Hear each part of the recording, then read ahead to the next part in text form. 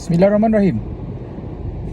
You all yang tengah bekerja ni, pernah tak ada macam perasaan, apa sebenarnya yang aku buat ni? Apa sebenarnya yang aku nak dalam hidup? Pernah tak ada rasa macam gitu? Bertanya kepada diri sendiri tentang your career way forward, tentang jiwa anda yang tak rasa macam fulfill dengan apa yang anda lakukan. Ini bagi saya adalah satu perasaan yang biasalah, yang lumrah kepada mereka yang belum nampak lagi apa yang mereka lakukan itu memenuhi impian kehidupan mereka. Mereka masih mencari-cari lagi, macam buku Viktor Frankl, Man's Search for Meaning.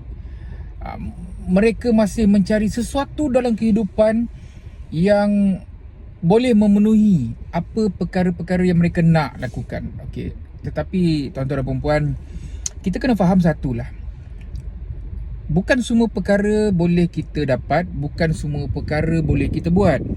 Ada sesuatu yang kita boleh jadi pakar, ada juga yang sekadar untuk dijadikan sebagai ilmu, untuk bekalan.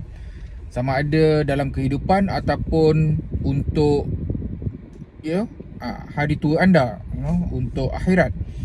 Jadi sekiranya anda belum lagi ataupun masih lagi tercari-cari, teraba-raba, tertanya-tanya apa perkara-perkara yang anda nak lakukan dalam hidup, ataupun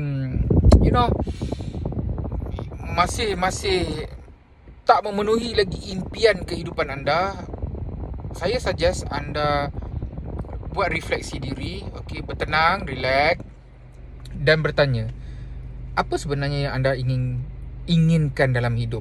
Dia bukannya macam-macam benda yang anda inginkan. Anda nakkan jawatan besar, anda nak gaji besar, nak kereta besar, nak pergi melancong setiap tahun. Bukan itu. Satu-satu, make a point that one is for career, one is for family, one is for ilmu. Satu-satu. Jangan semua benda you nak grab. Memang tak boleh.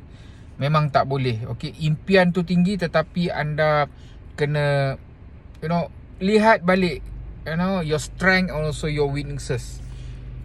Dan bolehlah lepas tu streamlinekan balik, tengok balik apa yang boleh anda lakukan sekarang ataupun di masa hadapan, InsyaAllah.